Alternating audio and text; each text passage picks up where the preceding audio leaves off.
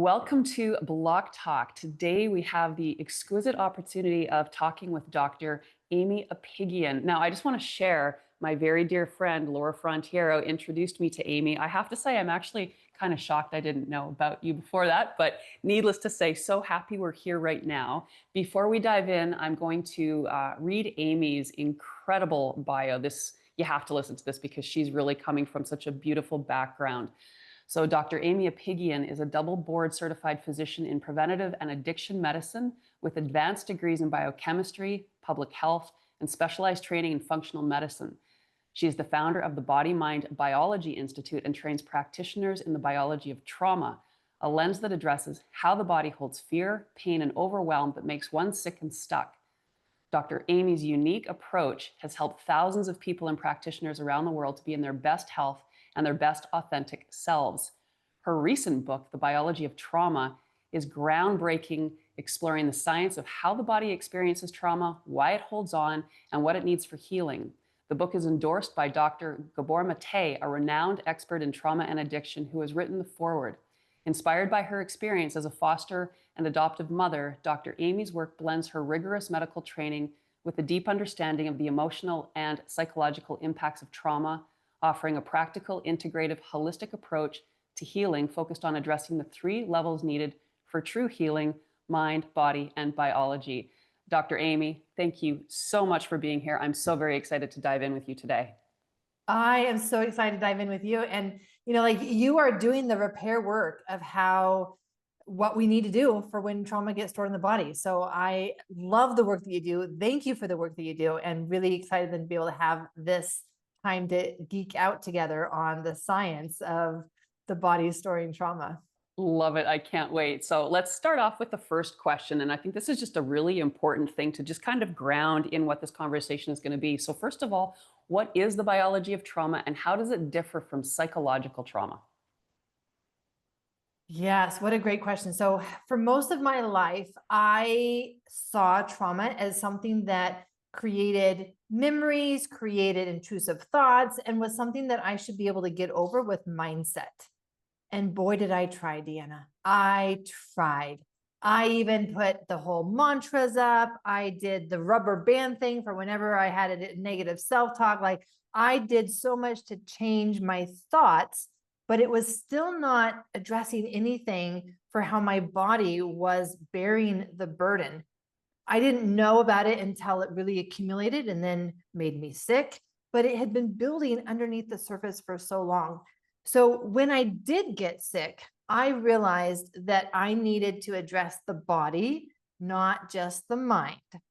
And I didn't know how to do that. I did not know how to repair the body. And I didn't know that I would need to go down to the cellular level, that I would go to the lymphatic level, the tissue level, the DNA level. These are also the levels that have been impacted when our body experiences trauma. And so they also will need repair. So that is why trauma is not ever just a psychological event or impact, but the impact is also on our body. In fact, that's what trauma is. Trauma is an inner experience of the body, not just something that our mind says, I don't like this. And when I started my own journey, it really started with an anxiety attack and me diving my hand deep into my abdomen to pull up the deeper stuff. But honestly, like that was the seed of everything to come for me. So I'm so excited because I mean, my community knows my story and my journey, but I'm so interested to understand how you took what you started to uncover and how you brought it to be what it is today. It actually started with me as a foster parent. And I thought I knew trauma. I thought that I knew what kids who had had trauma needed. And I wanted to be that for them. I wanted to be that warm, loving, nurturing place where they just landed and felt safe and never thought about their past again. Right? Like, had a beautiful life as a result of just being loved. And that is not the reality, of course. Now I know this, but back then, being able to see that as these children are coming to me, and primarily the one that I ended up adopting, Miguel, he brought his past with him. It wasn't something that he could leave in the past. Oh, he tried. He didn't want to be living this way. He didn't want to be living in with so much anger and rage for how he had been neglected, for Mm. how he had been treated, for how he had been betrayed by his birth mother. And to see that this was not a logical choice of his, and he would cry and tell me, Mom, I don't want to be this way. And I didn't have any answers for him. I had zero answers for him. But obviously, my love was not enough. It wasn't changing him. Now, that is still necessary. I don't think that we or children can heal without love, but it's not enough. And that was then really what started me looking at into what is needed, because I want to provide him answers. I want to have him have a beautiful future. And he's telling me he doesn't want to be this way. So I was very motivated to go and find answers. And the first place it took me to was attachment. Now, of course, we think of attachment and we think of, well, some of us have an insecure attachment style or a secure attachment style. Deanna, it is so much more deeper than that. So much deeper than that. And as I look at attachment and what it is and how it forms our very nervous system, programming us for how we view the world, how we view ourselves and our biology for life, the attachment period, the first few weeks, months, and years of life are the times of life that most people start to experience trauma, but they don't recognize it as trauma because it happens so young and it isn't a big bad event. They weren't raised in a family that was neglecting them or harming them, so they don't have that to go back to, but they can be having the anxiety, they can be having the depression, they can be having these other coping mechanisms, maybe emotional eating or overworking or perfectionism or people pleasing. It's all part of trauma responses, and not recognize the root of it and be missing out on a key aspect for their healing as a result. And I just, it's so interesting to sort of consider the fact that every single person's personality has really come from this. We are all living this strange perception that is unique to each and every one of us, but universal. And how that shapes how we view the world, whether we see it as a good place, a bad place, a scary place, like all these things. And yet it has, in often cases, nothing to do with what's going on in that present moment. So for people to have that understanding that just because this is how you are today doesn't mean this is how you need to move forward in time. Like, this is what excites me so much about what we're talking about today. And this is not who maybe you really are. This is not your authentic self. This has been a construct that you have created in order to help yourself best survive. But our survival self is not our best self. Our trauma self is not our authentic self. And the uncovering of that is what you do in your work through the lymphatic stuff, and what I get to do. And it's so the beautiful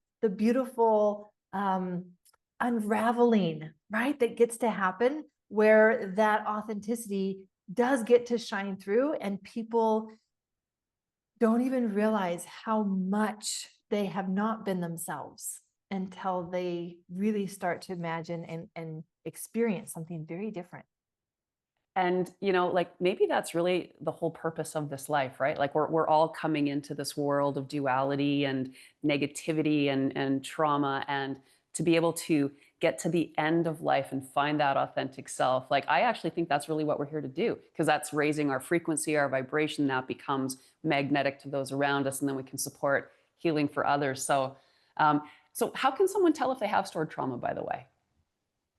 This is a great question. And this was the question that I battled with for years. Is I'm seeing patients, and now that my eyes have been opened, I can see the trauma, but how do I communicate that to them? Because they think they're coming to me just for autoimmunity. They think they're coming to me just for fatigue, for depression. They think they're coming to me for help with their addiction. And I am seeing trauma, but I don't know how to have them be able to see what I see. And so I started asking questions. It's always a dangerous thing when a practitioner starts to get curious and just, let me ask you some questions. But the questions that I started to ask allowed me to help them make connections that they had never made before. One of those questions started to become, as you look back on your life, when is a time that you felt so alone, so overwhelmed, and you couldn't make that big, scary thing stop? I was too, personally, but anyway, continue. Yeah.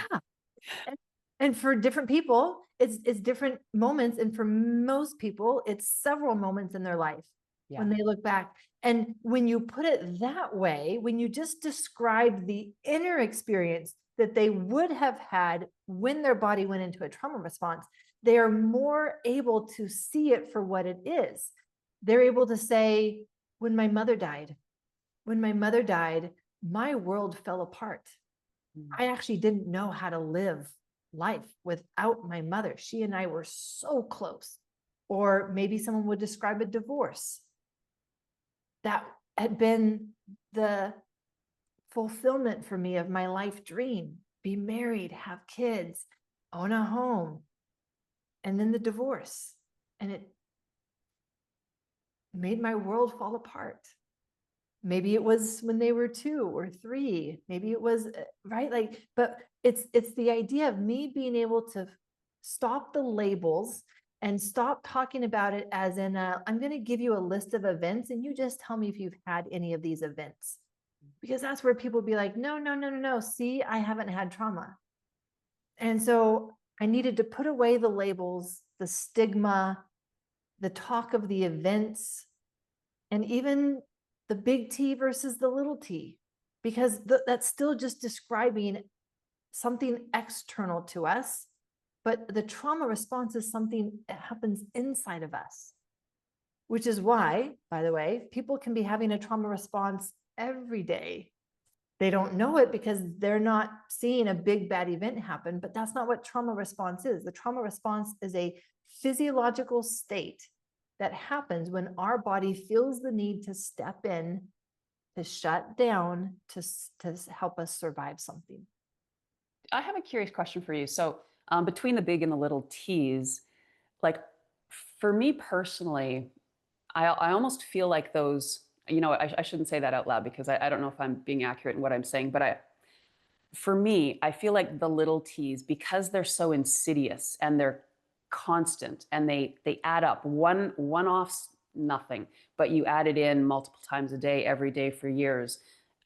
Like from my perspective of my life, I almost feel like those have been more impactful than the big T's that I have experienced. Yeah. Is it okay if I ask you some questions? Okay. I'll Uh-oh, be I opened a door now. no. And you don't need to answer at all. And if there's at any point you're like, no, don't want to answer, that's totally fine. Absolutely Okay. fine. You have Okay. all permission to still guide the conversation. So what I have found is that really it comes down to 2 different categories. So I'll just ask you the categories. When in your life have you experienced something too much too fast and it overwhelmed you? Too much too fast. I would say multiple times in my life. Yeah. Yeah. Puberty was like it hit me like a tidal wave. And like in a summer, I went from being this agile, skinny kid that could do anything with my body to gaining 20 pounds, developing breasts, and suddenly like, what do I even do with this thing now? I couldn't figure it out for a long time. Yeah. Too much too fast. That's Yeah. reason for a trauma response. Yeah. It happens too much for us to understand it, for us to process it at that time. And then our body just stores it because it knows that it needs to be processed and understood, but right now is not possible. And so it holds it for us. But the other category is too little for too long. Mm. And that's the trauma of the 1,000 little cuts, not the big cut, the 1,000 little cuts. too little of something that we need, and it's just been too long.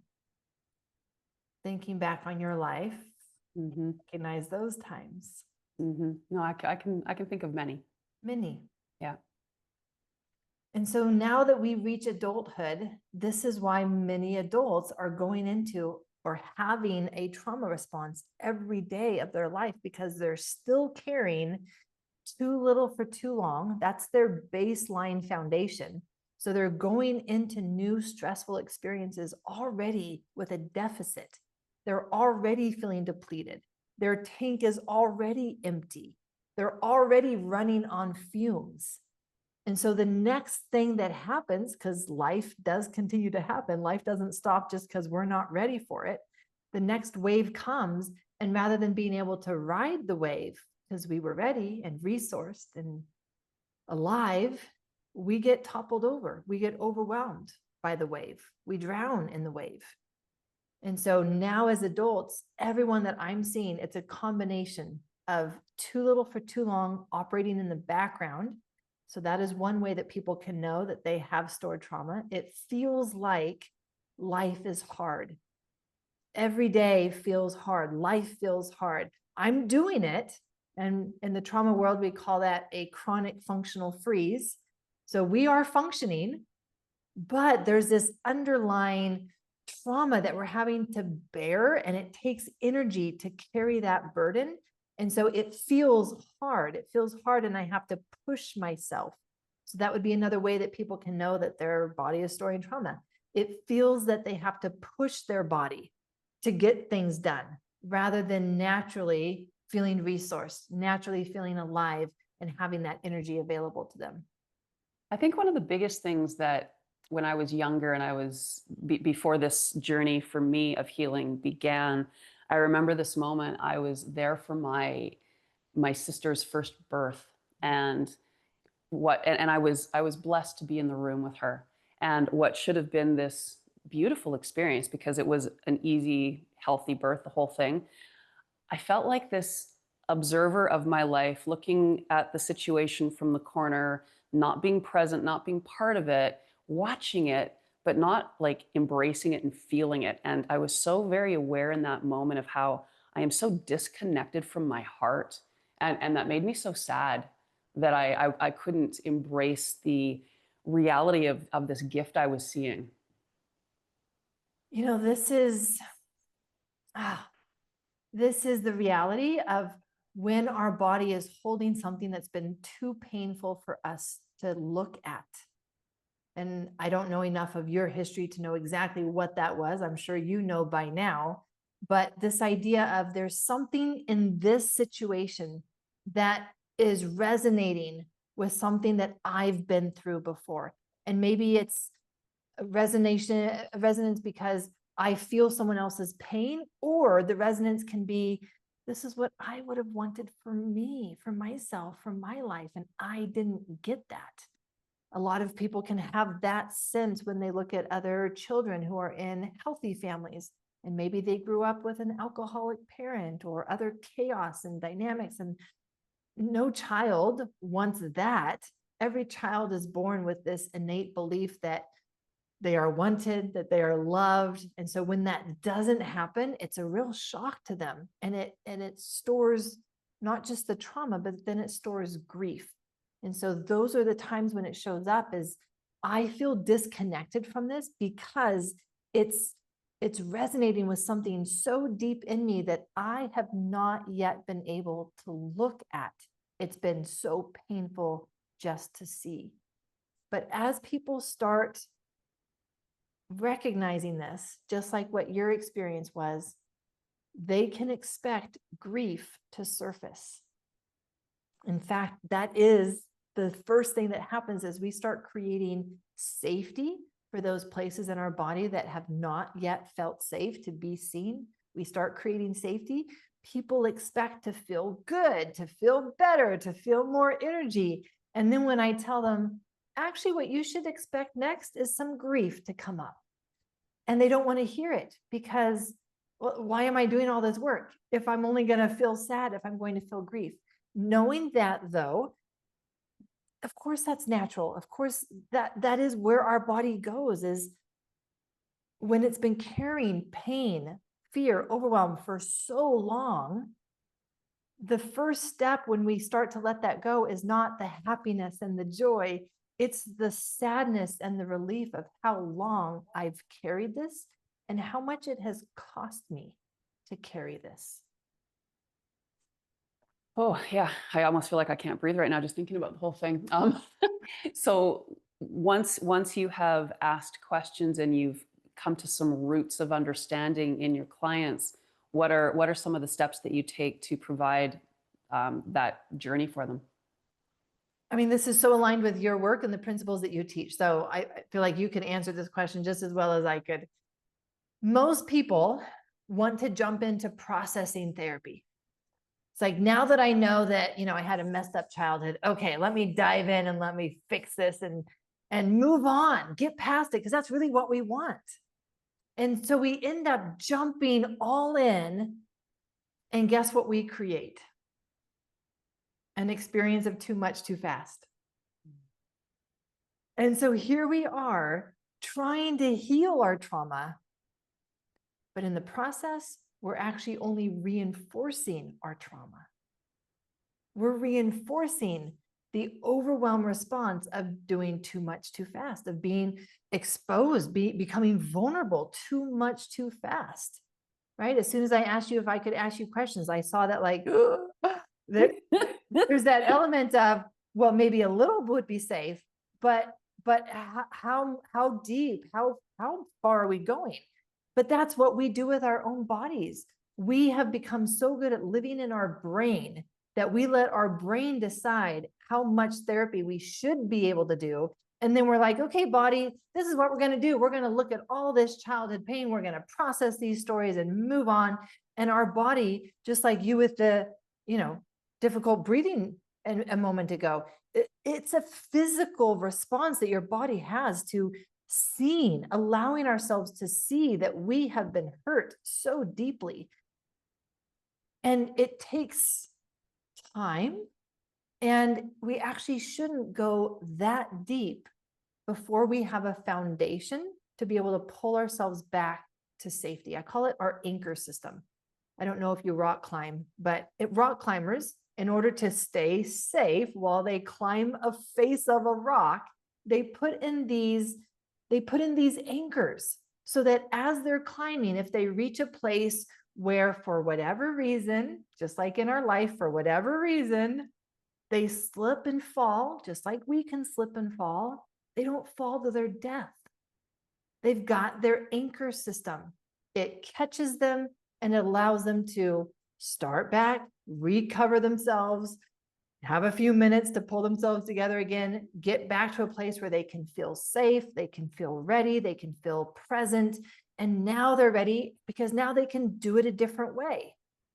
But most of us are trying to do therapy. So we're trying to climb the face of this rock called trauma.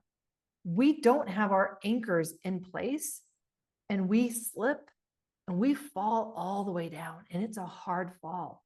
And this is why some people never go back to therapy, or they don't want to ever do therapy again, because it's re-traumatizing to fall and crumble and reinforce the same trauma that you're trying to heal. So what does it mean to actually put in these anchor systems? It means that I need people to know how to create a felt sense of safety within 30 seconds. That's it. 30 seconds is all you have for you to create an immediate felt sense of safety when you feel yourself falling. And without that, you run the risk of falling all the way down because you don't have this ability to bring your nervous system back to a sense of safety. But most people are not taught this. I was not taught this. You weren't taught this in school. Our kids aren't taught this in school. Like this should be the human body manual. Hey, you have a body, and here's the manual for how to get your body back to a sense of safety when you feel like you're spiraling out of control. Imagine if you had known how to do this when you were in puberty. right? You'd be able to take those moments of panic and say, let me pull myself back to safety, back to this present moment. And then we can try again. We can try exploring this. We can try talking to this person. We can gather ourselves and then emerge from a place of safety. But most people don't even have that inner place of safety, leaving them falling all the way down and crumbling. Are you willing to share how that 30-second first anchor works? Absolutely. I'd love to. So the way that I did this is I actually developed this from my work with my patients. And I noticed at the time, I should give you context. At the time, I was working in an addiction detox unit, and I am detoxing people off of heroin, pain pills, sleep pills, anxiety pills, alcohol, everything that you can possibly get yourself on. I was their person. I was detoxing them. And the process is so similar to the process of healing trauma, where they have been using something to cope, just like we develop coping strategies for us to function in life. And so their process of leaving that is so hard on the body for all reasons, not just physical, but emotional and psychological as well. And I realized that if I didn't teach them how to do this for themselves, they would relapse because they didn't have an anchor system. They had no way of creating safety for themselves when they left that door. And inside, they were safe enough because they could use me as their anchor system. I have, in essence, they were using my nervous system as an anchor for their nervous system. It's called co-regulating. And when they left without that, they would relapse because they're falling down a face of the rock. And this is how they catch themselves. This is how we can recognize trauma, is that we repeatedly go back to the same things to help us find relief from something, whether it's grief, loneliness, sadness, disconnection, depletion, whatever it is. We find ourselves going back to the same thing. So I realized the need to teach them how to create safety for themselves, and I didn't know how to do that. So this is where this all developed, is me being able to say, okay, here are some exercises that you can use, and they are so effective that they will actually work when you are deciding, do I shoot heroin or do I use my practice? And they are so simple that when you are down to that moment of, I really am craving this, but this is also so easy, it would be easy for me to do. I can't have it be hard to do, or they won't do it because I just got full body goosebumps. I cannot wait. and I needed to be powerful, because if it only created, a little bit of safety, or sometimes it did, sometimes it didn't, then that's not going to work for them. They need an anchor system that they know will work every single time, and it's easy and simple. And so I developed 21 specific somatic self-practices. Somatic self-practices. What does that mean? That means that this is something that you do for yourself, and it's involving your body. It's involving your tissue. So it's involving movement, touch perhaps, but in some way we're actually involving your body, not your brain, because your brain will run the show if it's allowed to, and it's not going to help you in this moment. It needs to be a body felt sense. That's where our survival system is. So I have 21 of them, and I'm happy to share one of them with you. Do you have anything nearby that's a blanket, a pillow, a book, anything? I have my paddle. Okay. What about the pillow on the couch behind you? Yes, I can absolutely get up and get that. Okay. Or a blanket. Got one here. Yeah. Perfect. Okay. Anything is fine. And this is part of the exercises. I want people to see that it really doesn't matter what you grab. Pillow, blanket. Okay. I want you to put it over your belly. Okay. Ah. And as you do that, now I want you to experiment and move your hands a little to the right. And just let's spend a few seconds there. Do you like that better, or did you like your hands in the middle better? I felt like when I moved them to the right, there was intention brought into my body. So it brought my brain to where that was instead of me and my brain just relaxing with Yeah, the yeah, towel yeah. or the Well, great. blanket. Well, yeah, let's leave your hands there then if that feels more helpful. Give that a second. And now let's move your hands down just a bit. Does that feel better? Or It no? does. I feel more grounded in my lower body. Okay. Okay. Yeah. Well, let's experiment. Let's be thorough with our research here. Let's Okay. move your hands higher than where they were before. Does that feel better? Not as good. Not as good. Okay. So we know for sure we're going to drop our hands back to where it feels better. So for you, you are over on the right and lower. Okay. And now I want you to pull in just a little more than what you're doing now. And we're going to ask the same question. Does that feel better or no? Nope. Nope. Okay. So adjust the intensity with which you're pulling in to the degree that it just feels best right now. Okay. And we're just going to stay there for a second.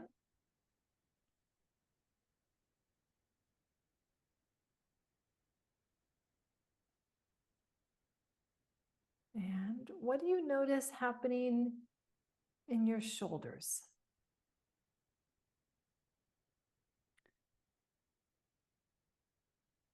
My arms are working. Yeah. So as I'm pushing down, which is where I just feel most supported and comforted right now, they're actually getting a little fatigued. Yeah. Yeah. Okay. So what if we were to make some adjustment so that your shoulders weren't working so hard? I don't know if we want to like lean up against the table so we can like have the table help us, or we want to lean back. Yeah, let's. Yeah, that helped, leaning back. Mhm. And how do you know it helped? I just felt my shoulders come back and down, which just I feel my breath is easier now. Yes, isn't that a great feeling? Yes. My breath feels easier. The chest is opening, my breath feels easier. Isn't that nice? I remember days when it did not feel like my breath was easy. And to be able to feel my breath being easy. What do you notice? I don't know, maybe what do you notice in your belly, in your stomach area? It feels calm. Oh, Yeah. calm. Yeah. Uh, And it feels relaxed. I feel like sometimes we're aware of our belly so much. And I feel like I don't really have to think about it. I'm Nice. just breathing in a relaxed way. Isn't that nice? Yeah. I don't have to think about it. Yeah. Hmm. Well, now you've got me curious. What do you notice about your feet? Well, they're actually firmly planted on the floor and they feel very connected to the earth, to the ground. You say that in a way that it almost surprises you. I'm very kinesthetic. So I'm very aware of my body, but they just feel very it's actually interesting because normally I'm very aware of sitting with my knees at 90 degrees. And as soon as I move back, I let my feet come out a little bit. So that little bit of traction that I'm feeling in the feet just is giving me a deeper sense of connection Oh, as I'm lovely. leaning back. Yeah. Yes, lovely. These are my words. So correct me if this doesn't feel true to you, but it feels to me like we are just giving your body a gift.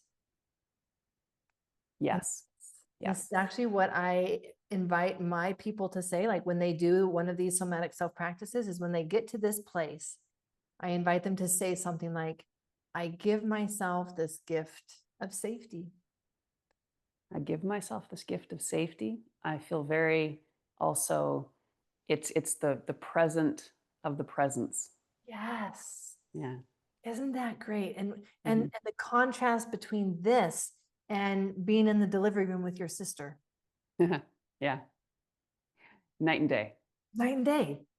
Not present, present. Disconnected, very connected. In your brain, in your body. I have to admit that sometimes they are at the place where they also need the second part of that phrase of, I give myself this gift of safety, whether I deserve it or not. But you probably don't need to say that part. Well, there's moments. There might be moments still. But this is it. This is one of the somatic self practices. This is it. And it is so simple. Anybody can do that. And that's Anybody? what I love. I love the simple. I love the for everybody because I mean, I've also seen in my own work, if we complicate things, we're forced to go back here. If we can keep everything simple, then the process and the journey is that much more complete. Exactly. And actually then being able to work with our body. When we're up in our heads, we're going to be working against our body. Wow. Thank you for that gift. Very beautiful. I have another question for you. I listened to one of your amazing interviews, and you were talking about the period of time from birth to 6 to 9 months when we need that belly time. And I was so intrigued because every time we start a block class, we start on the belly. And this whole journey for me began with me diving my hands into my abdomen. So, can you talk a little bit about that for our listeners? Oh, I love this topic because it goes straight to that attachment and realizing what all goes into our early sense of overwhelm or our early sense of ability. And realizing that our neurodevelopment is a big part of that. So many just have their focus on the emotional attachment between a child and their mother, not realizing that the movement, the neurodevelopment is actually just as critical of a piece for their attachment and their formation of this lens through which they see the world for the rest of their life. So this movement, there are movements, and movement is how our nervous system learns. It's how our nervous system grows, it matures. And knowing now that our nervous system is our survival system, and our nervous system will be programmed to respond to stress in a very specific way based on how it's programmed.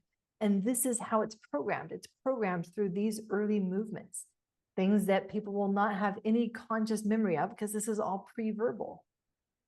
So it's fascinating for me to see how so much of this can be accessed through activities just like laying on your belly. And when I have my course members do that, the body responses, the memories, sometimes the tears that just come out without understanding why. And thank goodness, if you work with me, you know that you don't need to understand why. You can just allow the body to do its thing and be there to support it. But these movements are programming our sense of who we are, our sense of ability, meaning how much stress can I hold? What am I capable of? What am I not capable of? And it's even shaping our sense of being grounded and being centered. And without that, we can actually move through life and our nervous system is still immature, if we want to use those words. And so here we are in an adult body with a young nervous system that still feels fragile. It feels sensitive. It feels reactive. And we can see this show up in all kinds of ways. It may be reactive to chemicals. It may be reactive to foods, but in general, our nervous system is just reactive to everything. It's so sensitive. And to realize that even our sense of connection with our body comes from these early movements, and whether we got enough of it or did not, this is where we do need to go back to these movements if we really want to rewire at that level, which I hope that everyone will want to do at some point in their life. In your experience, if somebody missed that opportunity in those critical months of first life, how long do you see the integration? And I know that there's so many variabilities, and people ask me those questions all the time, and I'm like, there's too many variabilities. But do you have an experience that you could share with like a length of time? Like, is it something initially people first feel, or does it take repeated time in order to get to a place of healing? Yeah. It's been the same principle that I've seen with the other ways in which the body heals. The body heals in layers.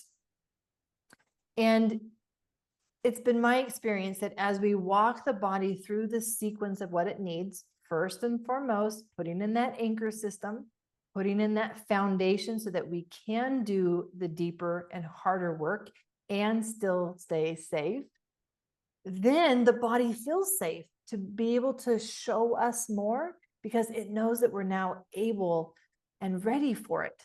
What it does not think that we are ready for, it will continue to hide from us. And that's what shows up in our physical health, is all of these manifestations of this pain, this fear, this overwhelm that our body is holding on to until we are ready to see it. And knowing that it's going to protect us then from seeing anything that it feels we would not be ready for, we do all the other work. We may not even know that it's there. We may have hints that there's a deeper layer, but we don't actually know that. And this is part of the healing journey. In fact, part of the healing journey is moving from having felt like we needed to control everything, having felt like we needed to be control freaks, to feeling safe and trusting the healing process. That when our body is ready to show us the next level, it will. I don't need to go searching for it. I tell my people, you don't need to be archaeologists and try to excavate your past. That actually will create too much too fast. Your body will bring it to you when it knows that you are ready. So I was doing these tummy movements for a long time. Every single day, I was now getting on the floor and I started crawling on the floor, meaning having my belly on the floor and redoing these neurodevelopmental movements that seems based on my patterns. I missed some of that when I was a baby. And there would be days when I would do this and it was just, I'd put a podcast on, I'd put an audiobook on, and I would do my however many minutes I was doing that day and be fine. And then there were other days when I would be doing the exact same thing. Nothing is different. And then all of a sudden, my body would surface something. And maybe it was in the wave of an emotion. And it was a big wave, one that I couldn't ignore. And I was like, whoa, like what is going on? And it was challenging because it doesn't come with words.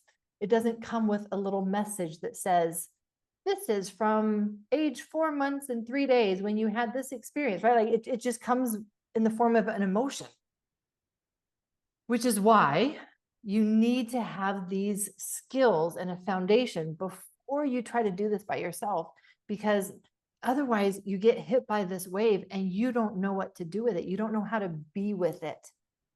And so allowing myself to then be with those, it sometimes would just be being with that wave and letting it move through. And then there'd often be this big release. And I still don't even know what that was about. And that's okay. And then there were other times when my body would seem to tell me, no, I want to move in a different way. I want to do this specific movement. And by then I had worked enough with my body. I had connected enough with my body that I could read those signals. And I could know that it was even telling me that, which is why this work is so important, to befriend your body, connect with your body, understand how to read its messages, because it will tell you what it needs. And I even remember one time redoing my whole birth, like reenacting my whole birth by myself on the floor on one of these moments when I was doing this belly crawl.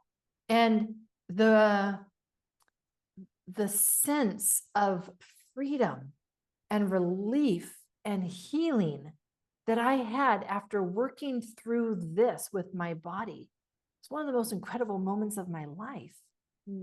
And it's not something that you can force. It's not something that you can have on a schedule and be like, okay, we're going to do this in therapy session today. This is something that your body will bring to you when it knows you're ready now to resolve this. And the resolution brings so much freedom. Oh, that's beautiful. I would imagine, as I'm seeing, that in today's world, being so connected to technology, we've really disconnected from our bodies, that we need this work now more than ever. It's imperative if we want to have any semblance of thriving in life, as opposed to just simply, surviving and walking through it like a zombie. That if we don't connect to this physical being that we've been gifted by God, that again, like, are you living in a life of happiness and joy, or is everything scary all the time? And we do get to make the choice. And what I love about what you're sharing is, it's not this. It's not saying, well, I'm choosing to live happy, and here are the steps that I'm taking. There are steps to learn, but it's about being and receiving and just connecting. And that's so beautiful. And I also love the fact that it's a non-judgmental form of therapy as well. As you said, it's not like this memory is going to mean this in that moment. It's just, here it comes, and allow it to let go. And now I've just taken off 50 bricks from my shoulders so I can walk lighter and feel more spacious in my day-to-day activity. So important that I would want people to really hear what you just said, because again, so many of us approach the healing journey as trying to force it, of trying to control it, and trying to create change on our schedule because we wanted to feel better yesterday. And realizing that, wait a second, if my body has not let something go from the past, it's because I have not given it what it needs to feel safe to let go. So rather than trying to force my body to let go, actually let me change my strategy and let me now focus on giving my body what it needs to just feel safe. Mm. And the letting go will naturally happen. But I can't expect my body to let go when it's terrified of what letting go would mean. I need to create that safety first. Mm. And you've given us a roadmap. How beautiful and lovely. It's been very meaningful, as the work that you do, right? Like this, it comes from a lived experience. I wrote my book from my heart, and it's very meaningful to put this out into the world, give people hope.